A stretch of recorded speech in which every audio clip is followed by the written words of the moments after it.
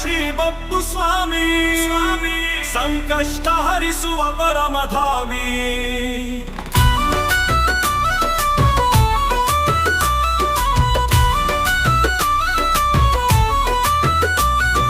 ಸ್ಮರಣೆ ಮನಕ್ಕೆ ಶಾಂತಿ, ಸಮಸ್ತ ಭಕ್ತರು ಕೊಡು ಬೆಳಕಿನ ಆತಿ.